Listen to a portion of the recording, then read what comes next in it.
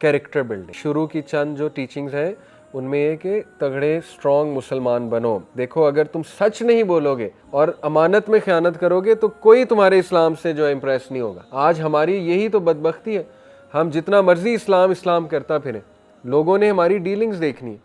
वो गोरे हंसते हैं कि पाकिस्तानी जो है वो सबसे ज़्यादा झूठ पाकिस्तानी बोल रहा है, वहाँ दूसरी कंट्रीज़ में जाके सबसे ज़्यादा 2 नंबरी आपकी कंट्री से आ रही है। उनके यहाँ तो कॉन्सेप्ट ही नहीं है दूध में पानी मिलाना, उनको तो दौरे पड़ जाए अगर वो ये सुन लें कि क्या क्या मिलाया जाता है, क्या क्या किया जाता है। तो इसलिए ये है अर्लीस्ट टीचिंग्स कि देखो अगर किरदार नहीं है तो फिर कुछ भी नहीं, कुछ नहीं, कोई तुमसे इम्प्रेस नहीं होगा। बातें बहुत हैं लेकिन करेक्टर ज़ीरो है।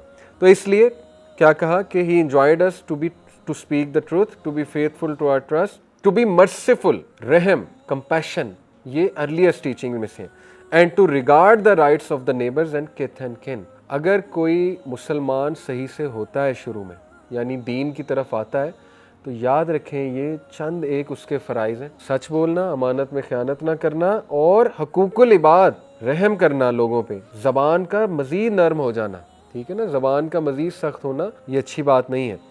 और ये कि राइट्स ऑफ नेबर्स और किथ एंड किन, रहम के रिश्ते, सिला रहमी जिसे कहते हैं, ठीक है।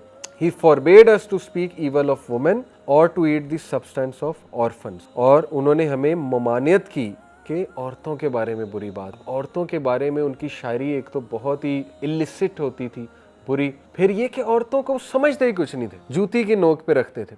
और औरतें क्या मैक्सिमम उनकी महफिलों में बस नाच गाना कर लिया। तो आज भी अगर आप देखें जिनसे हमारे यूथ मुतासिर है, ये रैप हिप हॉप, उनमें क्या हशर कर रहे हैं वो औरतों का, गालियां बक रहे हैं औरतों को, यही है ना। और फिर वो जो वीडियोस में लिटरली शो पीस दिखाया हुआ है, आई कैंडीज कहते हैं उन्हें। एक मूवी बनाई, उसमें गाड़ी का पोस्टर है, साथ 4 औरतें खड़ी की हुई हैं, यानी क्या इज्जत है उस औरत, आपने उसे डेकोरेशन पीस ही इस्तेमाल किया ना।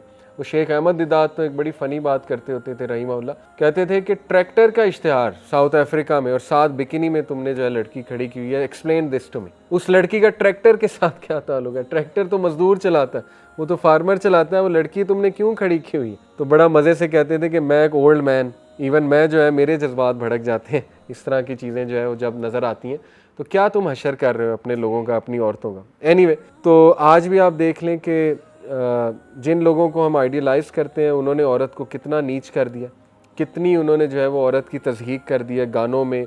एमिनेम के गाने आप देख लें, बाकायदा गालियाँ होती हैं उसमें औरतों को, पुराने दौरे जहालत में ज़ाहिर है हम सुनते थे इसलिए। एनीवे, तो ये कि औरत की इज़्ज़त करना और औरत की तकरीम करना और औरत के बारे में देखें, सूरह नूर में आता है कि जिसने पाकबाज औरत पे कोई इल्ज़ाम लगाया, कोई गाली बकी, गाली भी इल्ज़ाम ही है ना, तो 80 कोड़े उसकी सज़ा। अगर वो 4 गवाह ना लाया, उसने प्रूव ना किया, तो उसको 80 कोड़े पब्लिकली मारे। इससे ज़्यादा और क्या ऑनर कर सकता है कोई रिलीजन, मुझे बताए। औरत को इतना बड़ा ऑनर दे दिया औरत के बारे में। खैर, ये अर्लीस्ट टीचिंग में से है कि do not speak evil of women और to eat the substance of orphans.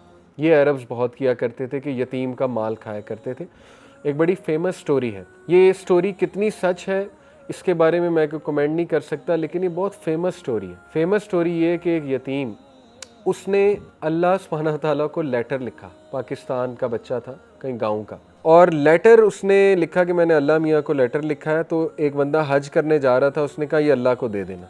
अब उसने ये क्यूट सी हरकत की। स्टोरी गोज लाइक दिस कि वो हाजी वो लेटर ले गया और उसने भी अपनी तरफ से बस लेटर मुल्तजिम पे यूँ फेंक दिया काबा के दरवाजे के सामने कि जी ये उस बच्चे ने अल्लाह जी आपको लेटर लिखा है तो ये लेटर मैं फेंक। लेटर ये था कि उस बच्चे की जो ज़मीनें थी यतीम बच्चे की, वो उसके चाचू चाचा या पता नहीं कौन जो थे रिश्तेदार वो हड़प कर गए थे और उसे वापस नहीं कर रहे थे, वो वीक था।